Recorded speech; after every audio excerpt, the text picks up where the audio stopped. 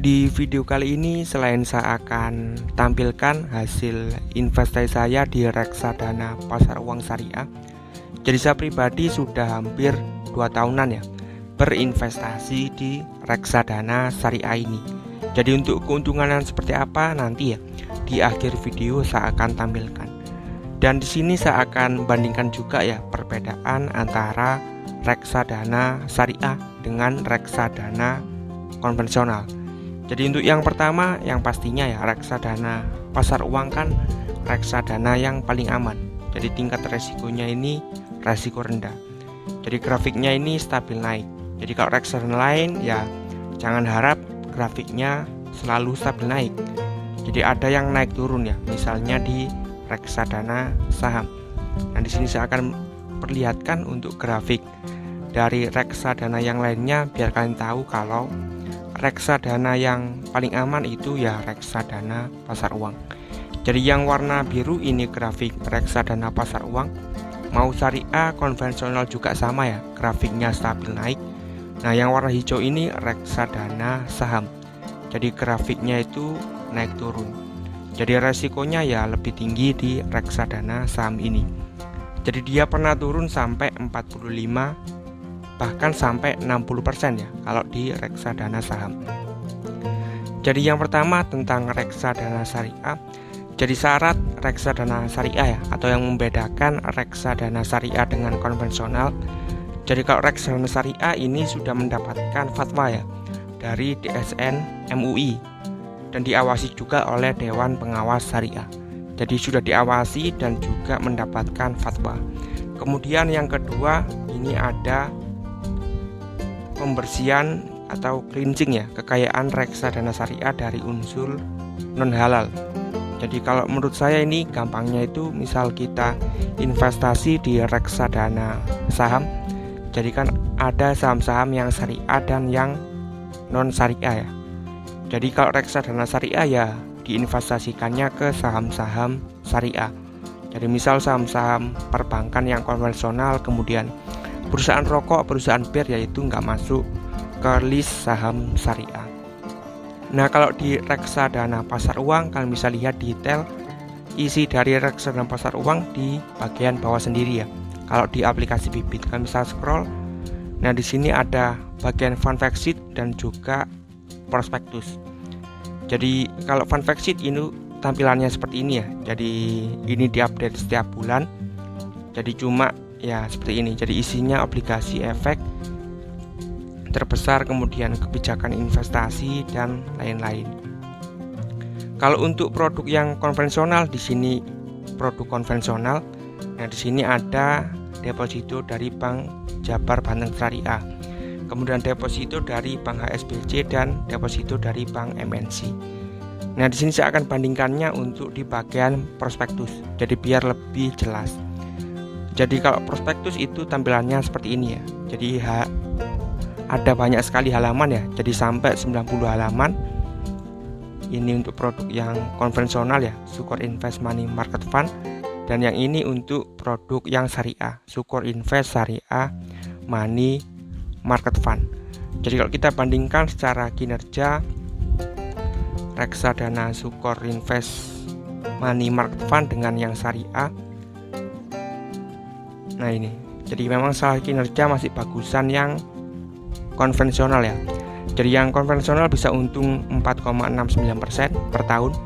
Yang syariah ini 4,27. Jadi sekitaran 0,4%-an ya untuk perbedaannya. Jadi untuk isi dari prospektus untuk reksadana yang konvensional ya pastinya isinya deposito dari bank-bank konvensional juga.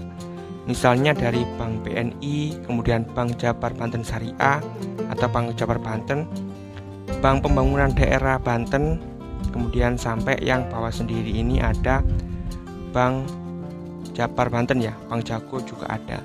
Sedangkan untuk reksadana syariah ya pastinya isinya ini syariah, bank-bank syariah maksudnya. Jadi kalian bisa lihat di sini, misalnya ada deposito atau DD dari Bank Aceh Syariah, Bank Jabar Banten Syariah, Bank Jago Syariah, Bank Mega Syariah, Nah, sampai yang bawah sendiri juga ada Bank Aceh Syariah. Jadi perbedaannya seperti itu ya. Kalau konvensional ya isinya bisa diisi deposito dari bank-bank konvensional seperti MNC, Bank Jabar Banten, Bank Sulawesi. Nah, seperti ini Bank Victoria, Bank Pembangunan Belitung. Nah, kalau syariah ya isinya semuanya ya deposito berjangka dari bank-bank syariah. Misalnya Bank Mega Syariah, Bank Aceh Syariah, Bank Sinarmas Syariah, Bank Victoria Syariah, dan lain-lain. Jadi perbedaannya seperti itu ya. Jadi kalau syariah ya diisi deposito dari bank-bank syariah. Jadi untuk hasil investasinya, jadi saya pribadi sudah 2 tahunan investasi di reksadana syariah. Jadi untuk yang pertama saya investasi ya di produk tadi ya, di produk yang ini, Sukor Invest Syariah Money Market Fund. Jadi investasi dengan modal yang pertama Rp500.000. Jadi Rp500.000 selama mulai belinya di 28 Desember 2020. Jadi sekarang sudah hampir 2 tahun ya. Video ini dibuat di September 2022. Jadi ini untung Rp38.000, investasi modal Rp500.000 atau untung ya 7,77%. Jadi hampir 2 tahunan. Kemudian yang kedua saya juga investasi sama di produknya tadi, di produk Sukor Invest Syariah Money Market Fund juga. Jadi nabung sebesar Rp2 juta. Jadi hampir setahun ya. Saya mulainya di Desember 2021 dan sekarang di September 2022. Jadi ini untung 3,91%. Atau kalau dalam rupiah nabung 2 juta untung Rp78.000. Jadi seperti itu untuk perbedaannya. Kalau konvensional ya isinya deposito bank-bank konvensional ya. Jadi Bank BNI biasa ada, Bank Jabar Banten, Bank Pembangunan Daerah Banten, seperti itu. Kalau yang syariah ya isinya deposito syariah. Misal Bank Aceh Syariah, Bank Jabar Banten Syariah, Bank Jago Syariah, Bank Mega Syariah, sampai yang lainnya ya. Misal Sinarmas Syariah dan juga Victoria Syariah. Jadi seperti itu untuk gambaran gampangnya ya tentang reksadana syariah kalau kita bandingkan dengan reksadana konvensional. Meskipun ya dari kebanyakan reksadana memang secara kinerja masih bagusan reksadana konvensional dibandingkan reksadana syariah. Seperti yang saya jelaskan tadi ya. Jadi salah satu contohnya saja yang produk Sukor untuk konvensional ini kinerjanya lebih bagus daripada yang syariah. Apalagi kalau misalnya kita bahas ya tentang reksadana saham. Jadi kalau di reksadana saham ya jelas lebih menguntungkan atau jauh lebih menguntungkan produk-produk yang konvensional.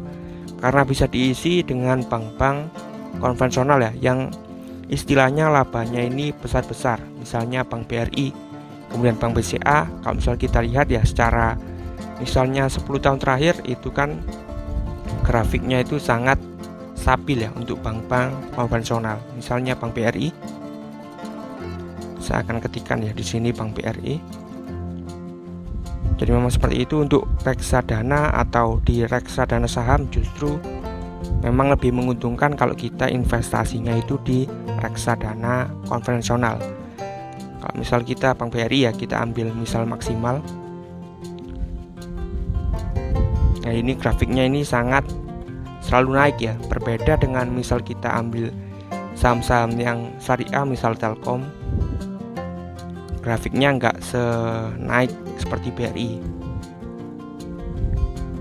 Nah seperti ini.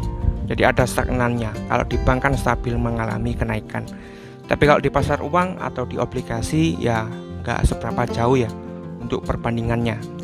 Jadi seperti itu untuk reksadana pasar uang, perbandingannya konvensional dengan syariah. Jadi nggak seberapa jauh.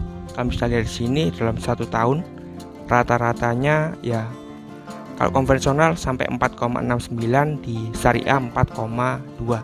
Jadi selisih sekitaran 0,4%.